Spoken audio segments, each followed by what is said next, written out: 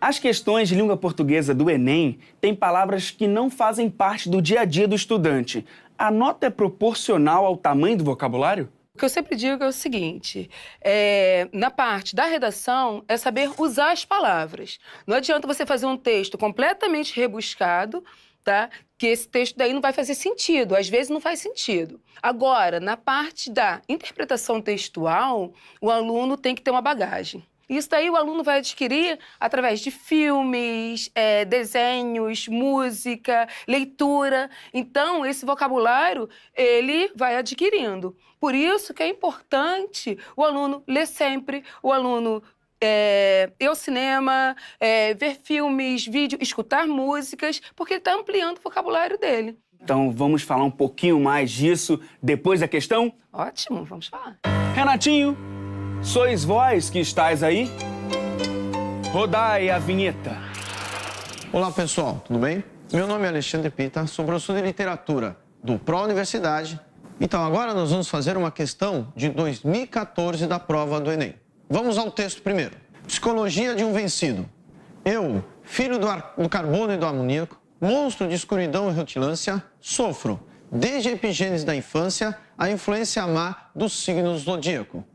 Profundissimamente hipocondríaco, este ambiente me causa repugnância. Sobe a boca uma ânsia análoga à ânsia que se escapa da boca de um cardíaco. Já o verme, esse operário das ruínas, que o sangue podre das carnificinas come e a vida em geral declara guerra, anda a espreitar meus olhos para roê-los e há de deixar-me apenas os cabelos na frialdade inorgânica da terra. Esse texto é do Augusto dos Anjos. Olha para a questão.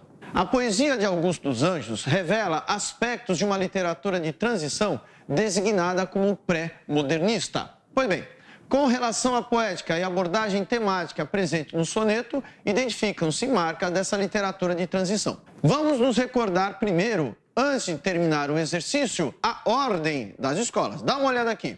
Essa que você está vendo é a ordem das escolas literárias, do Barroco até o modernismo. Essa alternância que nós estamos vendo aqui é que você vai recordar que, ora, uma escola é subjetiva, ora, a escola é objetiva. Ora, como o barroco, romantismo e simbolismo são mais emotivos, ora, como arcadismo, realismo, naturalismo e parnasismo são mais racionalizados. Depois disso, em 1922, nós temos o modernismo. Nesse período aqui no meio, tem o tal do período de transição, o pré-modernismo, que não pode ser considerado uma escola literária.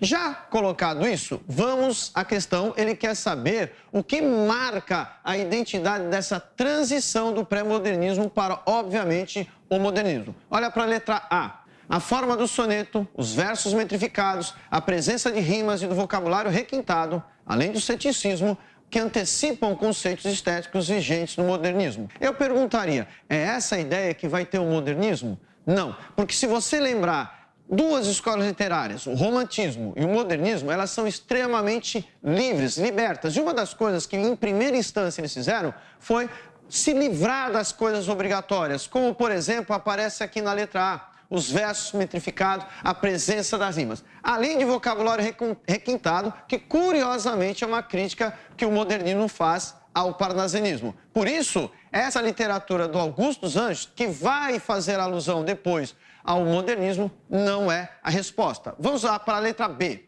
O empenho do eu lírico pelo resgate da poesia simbolista manifesta em metáforas como o monstro da escuridão e rutilância e influência má dos signos zodíacos. O que você vai lembrar? Realmente, atrás, quando você pega aquele slide, quando você volta e dá uma analisada no exercício, você tem realmente o simbolismo. Mas falar em monstro da escuridão, falar da influência má dos signos zodíacos, isso não garante que eu tenha um texto em transição modernista. Isso realmente está presente no texto do Augusto dos Anjos, mas não é isso que vai garantir a modernidade ou o efeito de transição que o pré-modernismo pedia. Vamos continuar na brincadeira que a letra B está falsa. A C, a seleção lexical, lembrando o que é lexical, lembra a palavra lexo, são as palavras, emprestada ao cientificismo, como se leem carbono e amoníaco, epigênese da infância, frialdade inorgânica, que reconstitui a vida naturalista do homem. Olha só que você vai dar uma olhada. Apareceu a palavra cientificismo. Então, por isso nós precisamos lembrar das aulas de literatura. Você vai lembrar que a escola naturalista realmente faz uma visão científica. A gente sabe realmente que alguns autores, como o Monteiro Lobato, de vez em quando, ele vai fazer algum uso de cientificismo, mas nós temos um texto original, e esse texto original do Augusto dos Anjos não vai pedir essa ideia científica, apesar de ele ter colocado carbono e amoníaco, não é isso que faz a transição para o modernismo. Na letra D, a manutenção dos elementos formais vinculada à estética do parnasismo simbolismo, dimensionada pela inovação da expressividade poética e o desconcerto existencial.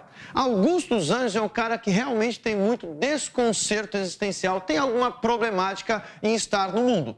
Coisa que muito futuramente vai ser trabalhado pelos modernistas, tá? A partir de um caso da Semana de Arte Moderna. A letra D tem uma cara de verdade, sim. Se nós formos dar uma analisada na letra E, a ênfase no processo de construção de uma poesia descritiva e, ao mesmo tempo, filosófica, que incorpora valores morais e científicos, mais tarde renovados pelo modernista. Olha só, você vai fazer o quê? Por que a letra D é o gabarito? Porque se você der uma olhada aqui, ó, uma poesia descritiva não faz parte dessa época do modernismo. Valores morais científicos principalmente, não fazem parte dessa brincadeira que seria o modernismo. Então eu tirei aqui os modernistas, então por isso que o gabarito é letra D. De todas as opções dessa boa questão que o Enem colocou, da transição daquela coisa científica parnasiana e o simbolismo para a inovação que se pretende com a visualização, com a temática nova do modernismo, a que mais se encaixa é a letra D.